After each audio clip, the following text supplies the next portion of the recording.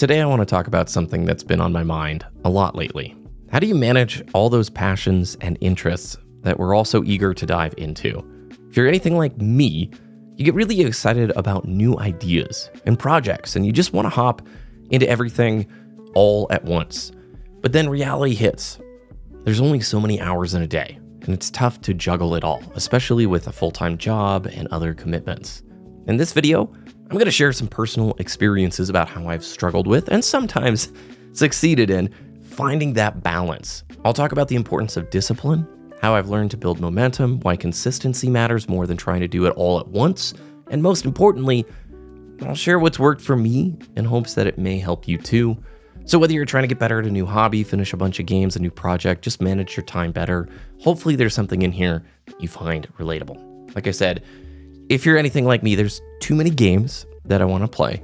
There's too many games that I want to get good at or get a better rank in. And then there's hobbies beyond gaming that I want to get better at and improve in. For me, mountain biking and piano, these are things that are really important to me. And on top of it all, maintaining the work-life balance if possible, because I've got a normal 8 to 5 and the YouTube channel stuff.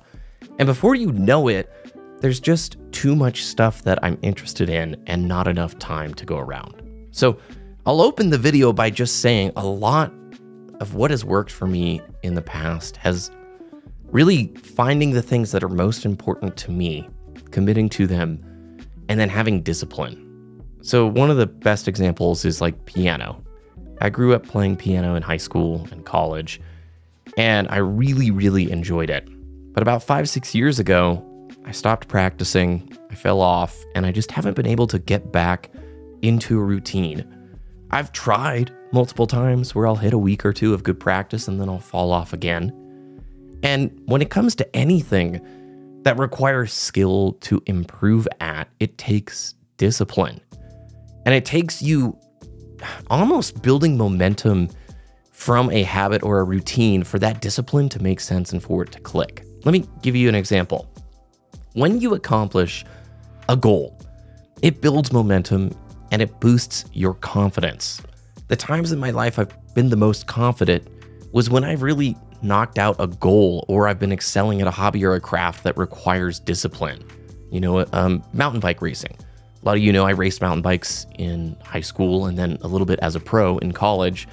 And those years were so fun and I don't know, I felt really good about myself because it was one of the first times in my life I set a goal and accomplished it. And once you've done that once, you can almost enter into any new activity or hobby or whatever, and you kind of know the process.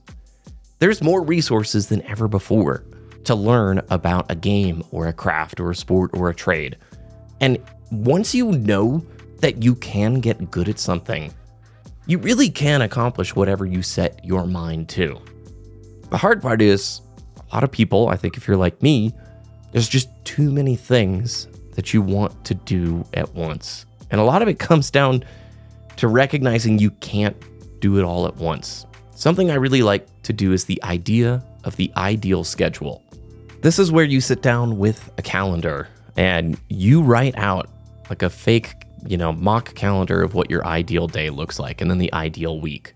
In there, you leave time for all of the things you're interested in. So for me, mountain bike ride, 1.5 hours, and then work, and then get off of work, practice piano, work on YouTube videos, and then maybe there's a new hobby or habit or something that you fill in. And you do the whole week, right? If it was under ideal circumstances, what would you get done? And when you look at that schedule and you've got it all laid out, you have to ask yourself, is this realistic? And do I have the time to do this? And what you're probably going to find is you likely have way more things that require more time than you have available.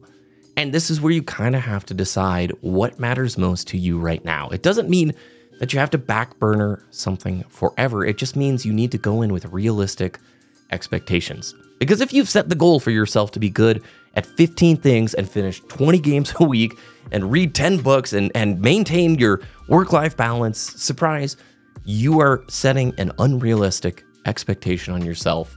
And you're just going to sort of feel bad every day that you're not good at all the things you want to be good at or doing all the stuff you want to do. And that's unfair. and that's going to create stress on you in the long run.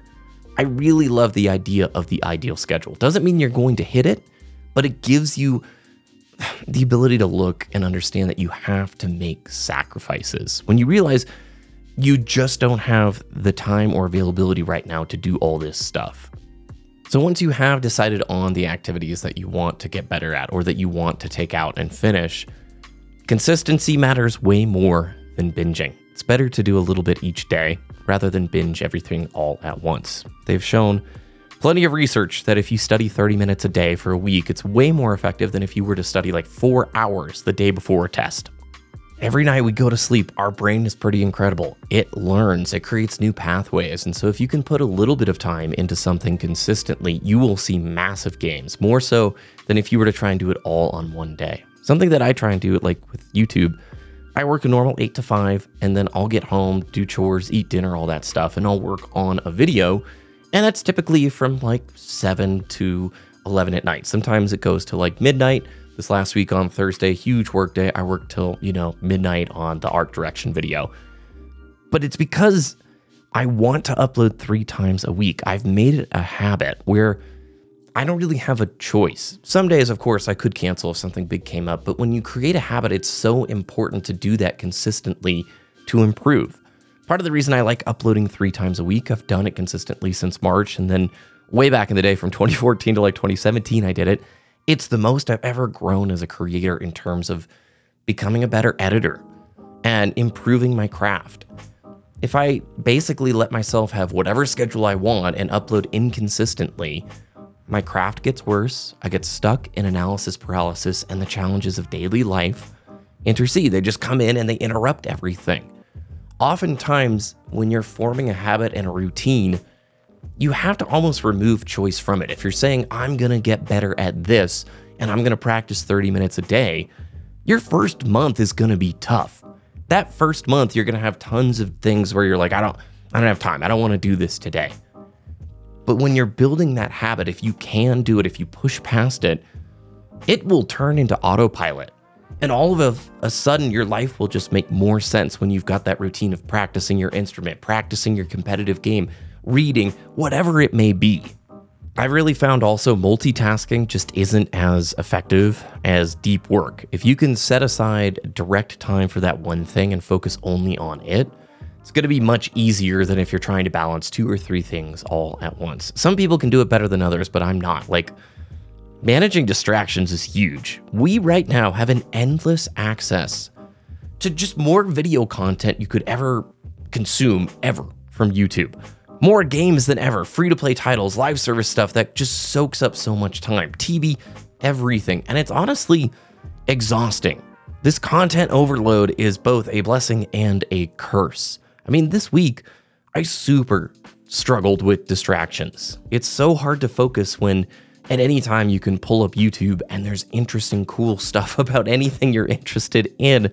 And before you know it, you're bummed because you spent the last 45 minutes just cruising YouTube instead of working on that passion or that craft that you want to get good at.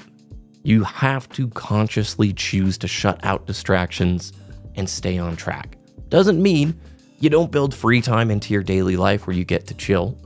But when you are pursuing that 1 or 2 thing, that's really important, you gotta block out the distractions. And I'll just conclude by saying it's really hard. I've been running into it just the last few weeks. There's too many games I'm playing right now. I need to shut out some of the choice so I can finish the things that are important to me and, wrap up some loose ends before starting new projects. There's seasons of life where I've made it work and I've totally not made it work. And I think you ultimately have to also keep track of your mental health and where you're at. You don't want to be overworking yourself. Too much structure can also be a bad thing.